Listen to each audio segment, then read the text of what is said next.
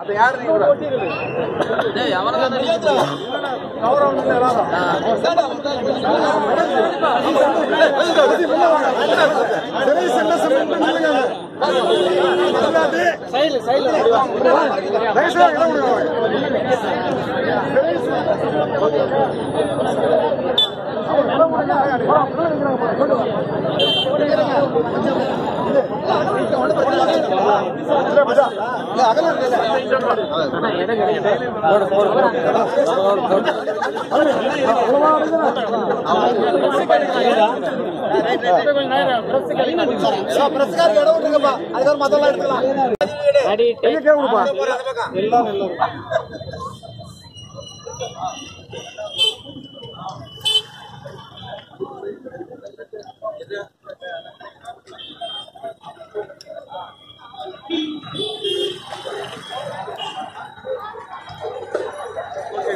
Okay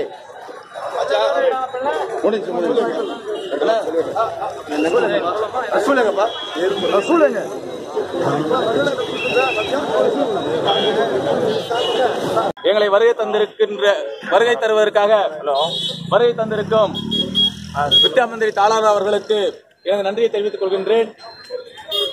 இன்று ஊத்தங்கரை ஆசிரியர் பேரினமே இங்கு திரண்டு நின்று கொண்டிருப்பது பெரும் மகிழ்ச்சி தருகின்றது. எந்த அளவுக்கு 4 நாள்கள் சிறையில் அடைபட்டு கிடந்தோமோ அத்தனை துன்பங்களும் உங்களை பார்க்கின்ற பொழுது மிக எழுச்சியாக இருக்கிறது. நீங்கள் எல்லாம் எங்களோடு சேர்ந்து இருக்கிறீர்கள் என்பதை இந்த உணர்வு எங்களுக்கு உணர்த்துகின்றது. ஒரே ஒரு விஷயத்தை சொல்வதற்காக மட்டும் நான் இங்கு நின்று கொண்டிருக்கின்றேன். உங்களுடைய நேரத்தை 2 நிமிடம் எனக்காக ஒதுக்கிக் கொள்ளுங்கள். சிறை சென்றோம், நாங்கள் சென்றது மிக சந்தோஷமாக சென்றோம் சிறையை அடைந்த பொழுது. ஏனென்றால் என் இனத்தைச் சேர்ந்த வேறு யாரேனும் இந்த சிறைக்குள் காலெடுத்து வைக்கக்கூடாது என்பதை நான் அங்கு உணர்ந்தேன். ஏனென்றால் சிறைக்காக செல்வது ஒருவர் செல்வதும் ஒன்றுதான், 100 பேர் செல்வதும் ஒன்றுதான்.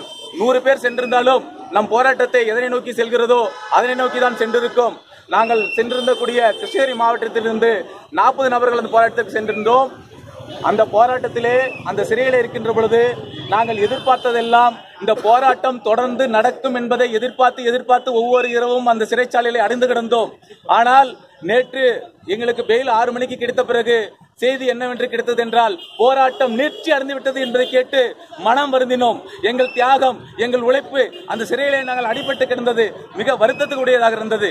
ஏனென்றால் ஜாக்டோ ஜியோ அமைப்பு போராட்டத்தை மிக தெளிவாக திட்டமிட்டு நகர்த்தி கொண்டிருக்கும் என்று நம்பியிருந்தோம். ஆனால் எவ்வளோ காரணத்திற்காக ஜியோ அமைப்பு மட்டும் தொடர்ந்து போராட்டத்தில் ஈடுபட்டுக் கொண்டிருக்கிறது. ஜாக்டோ அமைப்பு போராட்டத்தில் கலந்து கொள்ளாமல் மீண்டும் பள்ளிக்கு திரும்பிவிட்டது. பத்திரிகை செய்திகளை உள்வாங்கிக் கொண்டு பள்ளிக்கு சென்றார்களா?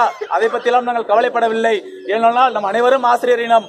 அரசு என்ன சொல்கிறதோ அதை செய்ய கடமைப்பட்டிருக்கின்றோம்.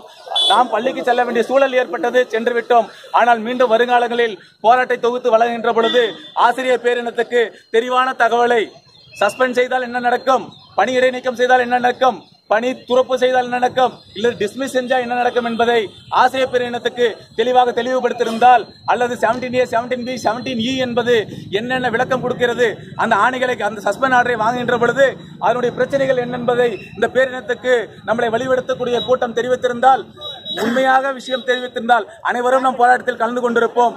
இந்த முறை போராட்டத்தை தோற்றுவிட்டது என்பதை வருத்தப்பட நாங்கள் கவலைப்படவில்லை. எங்கள் போராட்டம் வெற்றி பெறும் என்ற நோக்கத்துக்காக தான் சிறை சென்றோம்.